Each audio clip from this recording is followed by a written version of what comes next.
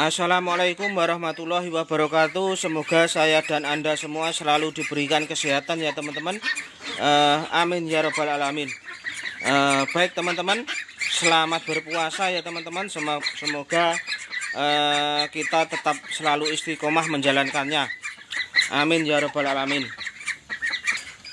Yang kita ulas dalam kesempatan kali ini yaitu tentang Pak, bagaimana sih parameter atau tolok ukur broding itu berhasil, seperti itu.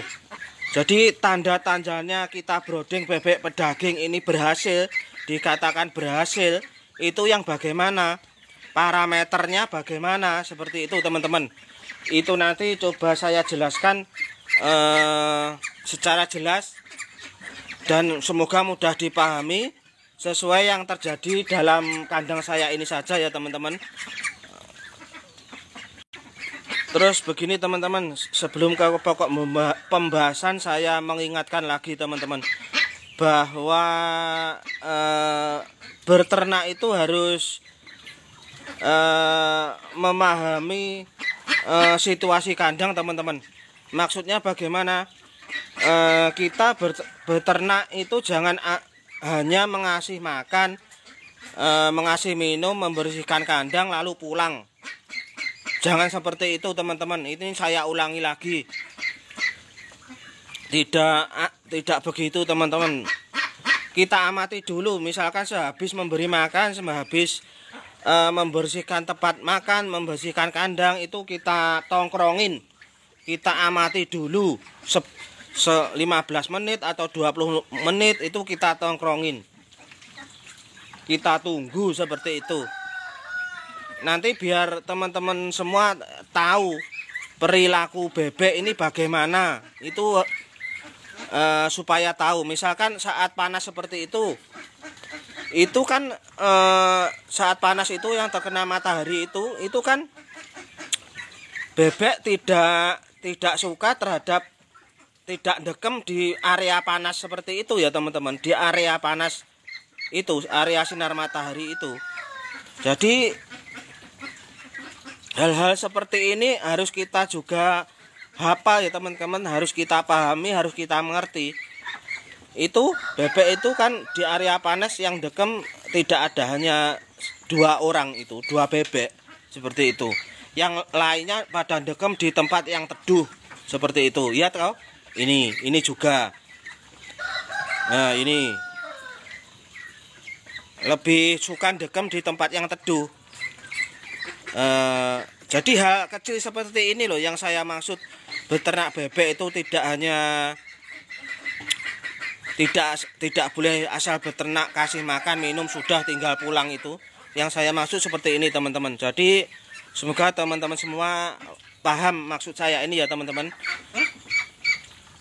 Terus untuk memberi pakan pun, pakan campuran yang kita gunakan pun itu saya tekankan sekali lagi, saya ingatkan sekali lagi supaya konsisten menggunakan bahannya sampai panen. Jangan gonta-ganti bahan pakan seperti itu. Nanti bebek akan menyesuaikan kembali pencernaannya, karena sistem pencernaan bebek itu kan tidak ada telihnya teman-teman. Artinya hanya mengedap sebentar di temboloknya, itu tidak punya telih untuk bebek ini. Makanya pakan yang digunakan untuk bebek ini disarankan dalam model lembut. Kemudian kalaupun butiran itu tidak terlalu keras. Misalkan pur itu kan butiran teman-teman. Pur yang untuk finisher itu kan butiran besar. Itu didesain lunak. Untuk bebek pedaging didesain lunak. Nanti diminumi sedikit bisa ajur seperti itu. Untuk pur starter itu kan seperti itu. Pabrik pun sudah menghitungkan tentang ini teman-teman. Jadi kita pun kalau menggunakan pakan campuran, misalkan jagung ataupun karak, ya kita sebisa mungkin jangan jagung utuhan dicampur di pakan campuran ya di apa ya, ditumbuk lah supaya lebih lembut sedikit, lebih kecil sedikit, supaya pencernaan bebek nanti mudah mencernanya. Kemudian ke pokok pembahasan ya teman-teman, tentang tolok ukur brooding itu dikatakan berhasil itu bagaimana. Dikatakan brooding berhasil itu tandanya apa, seperti itu teman-teman. Jadi begini ya teman-teman, brooding bebek pedaging, masa brooding 0 sampai 10 hari atau 10 hari atau 14 hari itu dikatakan berhasil apabila saat brooding itu minim sekali kematiannya teman-teman. Minim sekali kematiannya, tidak boleh lebih dari 5%, seperti itulah tolok ukurnya. Jadi seperti itu. Kemudian tidak hanya itu teman-teman, tidak hanya kematian sedikit seperti itu, tidak itu. Itu masih ada lagi temennya yang dikatakan brooding itu berhasil itu. Selain itu tadi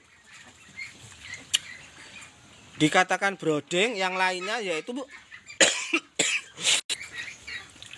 apabila DOD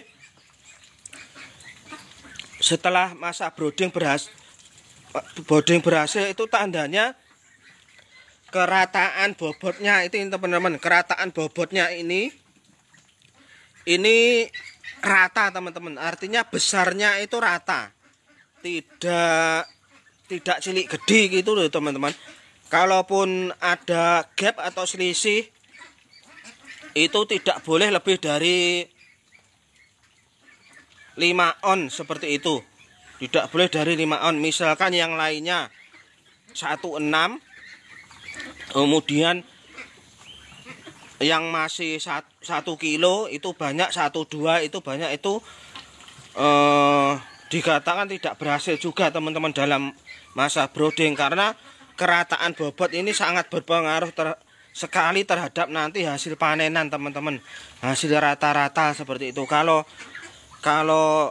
kunting tidak rata itu nanti panennya itu perolehan bobotnya sedikit dan cenderung yang mengakibatkan kerugian itu biasanya itu kerataan bobot yang tidak merata antara yang besar dengan yang kecil, itu gapnya terlalu jauh bobotnya itu teman-teman.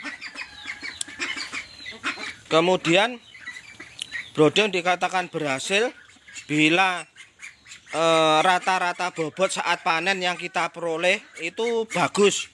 Artinya rata-rata bobotnya saat kita panen itu besar, seperti itu. Bobotnya banyak, seperti itu. Kenapa seperti itu? Saya kemarin, contohnya ya teman-teman, saya kemarin ini DOD yang bebek yang dalam video ini kan 240 ekor. Itu kan saya kasih pur starter hanya 1 sak 511 teman-teman.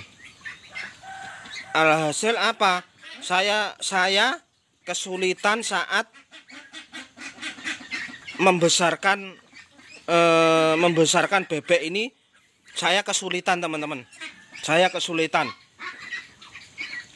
Biasanya itu umur 38 hari bobot yang saya capai itu bisa 2 kilo 2,1 rata-ratanya saat panen. Namun untuk yang ini sepertinya ini agak kecil teman-teman, agak kecil. Ditambah lagi kerataannya tidak terlalu bagus menurut saya untuk periode kali ini. Menurut saya seperti itu. Wis ini bebek harganya mahal, kok malah seperti ini, kan seperti itu teman-teman. Jadi seperti itu. Ini kurang seperti itu untuk bebek saya. Yang sebelumnya pun, sebelum kakaknya ini yang sudah dipanen, itu juga seperti itu. Saya coba pur starter menggunakan 1 sak. Itu apa? Juga sulit besar teman-teman. Besarnya itu kita sangat sulit untuk membesarkannya.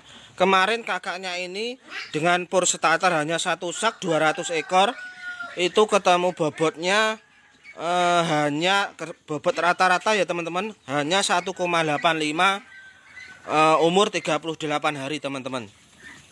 Kalau menggunakan 2 sak itu umur 38 itu bisa rata-ratanya bisa 2 kilo 2,1 kilogram teman-teman dengan menggunakan DOD spek pabrik seperti itu. Semoga pengalaman saya ini dapat memberikan suatu wawasan baru untuk teman-teman dan saudara-saudara semua, bahwa ini loh yang terjadi kalau kita broodingnya tidak maksimal. Ini loh yang terjadi kalau pakan yang kita starter yang kita pakai hanya 1 sak, POP-nya 200 ekor dan 240 ekor. Jadi seperti itu. Saya ingatkan seperti itu ya teman-teman. Jadi seperti itu ya teman-teman gambarannya yang dikatakan kita brooding bebek pedaging ini berhasil itu seperti itu tadi gambarannya, garis besarnya. Dan memang seperti itu yang terjadi di kandang saya juga seperti itu. Ini video saya buat sesuai dengan kandang saya ya teman-teman, pengamatan kandang saya saja. Soalnya kalau dari kandang rekan ternak lain saya kan kurang mengerti yang terjadi di kandang itu bagaimana, kan kurang mengerti. Jadi saya share menurut apa yang terjadi di kandang saya. Semoga bermanfaat info untuk video kali ini. Assalamualaikum warahmatullahi wabarakatuh.